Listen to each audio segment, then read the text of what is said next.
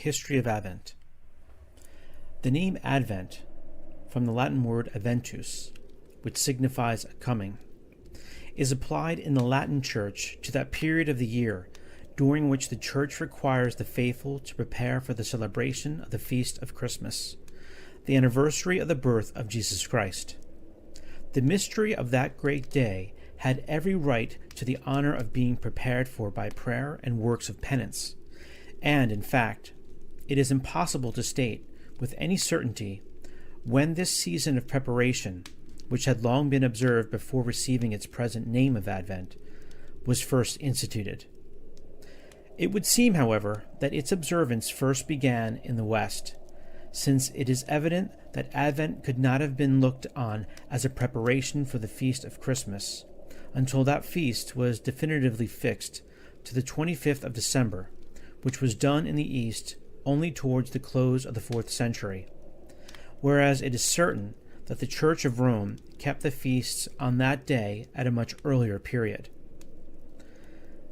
We must look upon Advent in two different lights. First, as a time of preparation, properly so called, for the birth of our Savior, by works of penance, and secondly, as a series of ecclesiastical offices drawn up for the same purpose.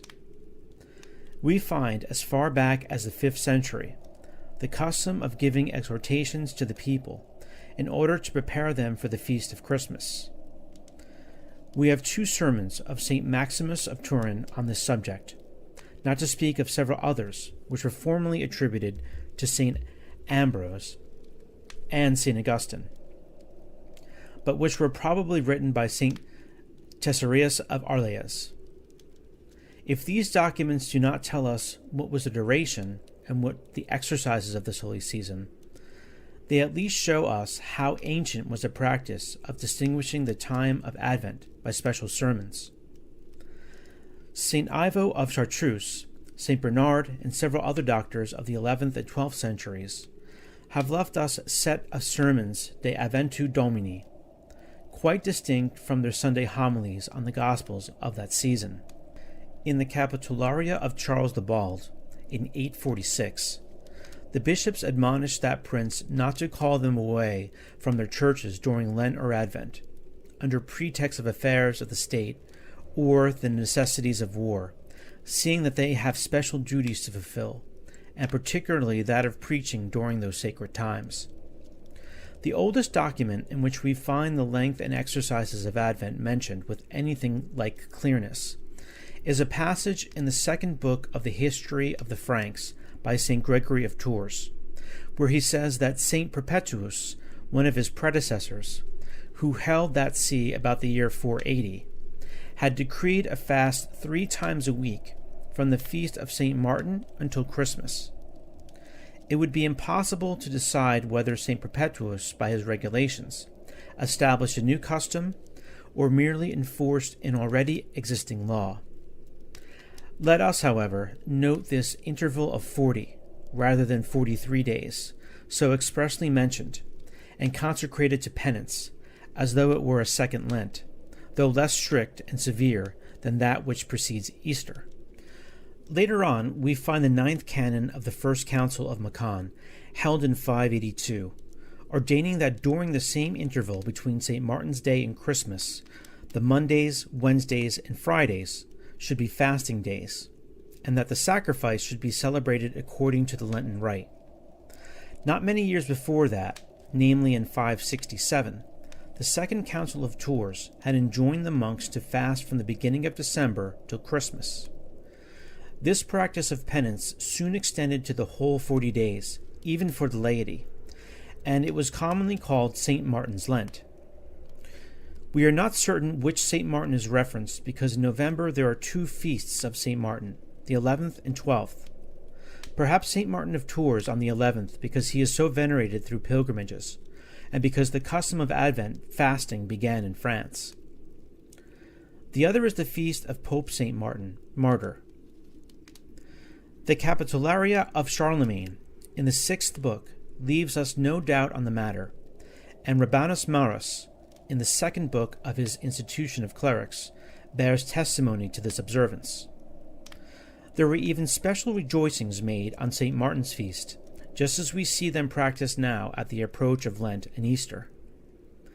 The obligation of observing this Lent, which, though induced so imperceptibly, had by degrees acquired the force of a sacred law, began to be relaxed, and the 40 days from St. Martin's Day to Christmas were reduced to 4 weeks. We have seen that this fast began to be observed first in France, but thence it spread into England, as we find from Venerable Bede's history, into Italy, as appears from a diploma of Astolphus, king of the Lombards, dated 753, into Germany, Spain, etc., of which the proofs may be seen in the learned work of Dom Martinet on the ancient rites of the Church. The first allusion to Advent's being reduced to 4 weeks is to be found in the 9th century, in a letter of Pope St. Nicholas I to the Bulgarians.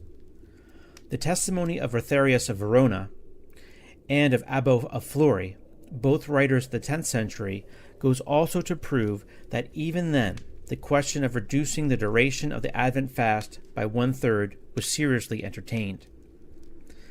It is true that St. Peter Damian in the 11th century speaks of the Advent fast as still being for 40 days, and that St. Louis, 2 centuries later, kept it for that length of time. But as far as this holy king is concerned, it is probable that it was only his own devotion which prompted him to this practice. The discipline of the churches of the West, after having reduced the time of the Advent fast, so far relented, in a few years, as to change the fast into a simple abstinence.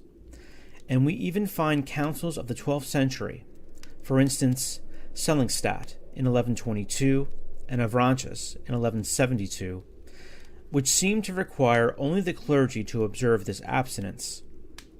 The Council of Salisbury, held in 1281, would seem to expect none but monks to keep it. On the other hand, for the whole subject is very confused, owing, no doubt, to there never having been any uniformity of discipline regarding it in the Western Church, we find Pope Innocent III, in his letter to the Bishop of Braga, mentioning the custom of fasting during the whole of Advent, as being at that time observed in Rome and Durandus, in the same 13th century, in his Rationale on the Divine Offices, tells us that, in France, fasting was uninterruptedly observed during the whole of that holy time. This much is certain, that by degrees the custom of fasting so far fell into disuse that when, in 1362, Pope Urban V endeavored to prevent the total decay of the Advent penance, all he insisted upon was that all the clerics of his court should keep abstinence during Advent, without in any way including others, either clergy or laity, in this law. St. Charles Borromeo also strove to bring back his people of Milan to the spirit, if not to the letter, of ancient times. In his 4th council, he enjoins the parish priests to exhort the faithful to go to communion on the Sundays, at least of Lent and Advent, and afterwards addressed to the faithful themselves a pastoral letter, in which, after having reminded them of the dispositions wherewith they ought to spend this holy time, he strongly urges them to fast on the Mondays, Wednesdays, and Fridays, at least, of each Advent. Finally, Pope Benedict XIV, when Archbishop of Bologna, following these illustrious examples, wrote his 11th ecclesiastical institution for the purpose of exciting in the minds of his diocese the exalted idea which the Christians of former times had of the holy season of Advent, and of removing an erroneous opinion which prevailed in those parts, namely, that Advent concerned religious only and not the laity. He shows them that such an opinion, unless it be limited to the 2 practices of fasting and abstinence, is, strictly speaking, rash and scandalous, since it cannot be denied that, in the laws and usages of the universal Church, there exist special practices, having for their end to prepare the faithful for the great feast of the birth of Jesus Christ. The Greek Church still continues to observe the fast of Advent, though with much less rigor than that of Lent. It consists of 40 days, beginning with November 14th, the day on which this church keeps the feast of the Apostle St. Philip. During this entire period, the people abstain from flesh meat, butter, milk, and eggs. But they are allowed, which they are not during Lent, fish, oil, and wine. Fasting, in its strict sense, is binding only on 7 out of the 40 days, and the whole period goes under the name of St. Philip's Lent. The Greeks justify these relaxations by this distinction, that the Lent before Christmas is, so they say, only an institution of the monks, whereas the Lent before Easter is of apostolic institution. But if the exterior practices of penance, which formerly sanctified the season of Advent, have been in the Western Church so gradually relaxed as to have become now quite obsolete, except in monasteries, our recent English observance of fast and abstinence on the Wednesdays and Fridays in Advent may, in some sense, be regarded as a remnant of the ancient discipline. The general character of the liturgy of this holy time has not changed, and it is by zeal in following its spirit that the faithful will prove their earnestness in preparing for Christmas. The liturgical form of Advent, as it now exists in the Roman Church, has gone through certain modifications. St. Gregory seems to have been the first to draw up the office for this season, which originally included 5 Sundays, as is evident from the most ancient sacramentaries of this great pope. It even appears probable, and the opinion has been adopted by Amalarius of Metz, Bruno of Reichenau, Don Martinet, and Benedict XIV, that St. Gregory originated the ecclesiastical precept of Advent, although the custom of devoting a longer or shorter period to a preparation for Christmas has been observed from time immemorial, and the abstinence and fast of this holy season first began in France. St. Gregory therefore fixed, for the churches of the Latin Rite, the form of the office for this Lent-like season, and sanctioned the fast which had been established, granting a certain latitude to the several churches as to the manner of its observance. The sacramentary of St. Gelasius has neither Mass nor office of preparation for Christmas. The first we meet with are in the Gregorian sacramentary, and, as we just observed, these Masses are 5 in number. It is remarkable that these Sundays were then counted inversely, that is, the nearest to Christmas was called the first Sunday, and so on with the rest. So far back as the 9th and 10th centuries, these Sundays were reduced to 4, as we learned from Amalarius, St. Nicholas I, Bruno of Reichenau, Rathares of Verona, etc.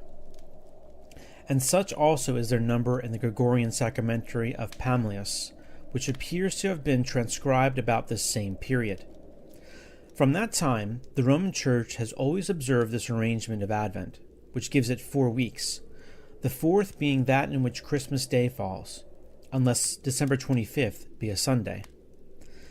We may therefore consider the present discipline of the observance of Advent as having lasted 1,000 years, at least as far as the Church of Rome is concerned, for some of the churches in France kept up the number of 5 Sundays as late as the 13th century.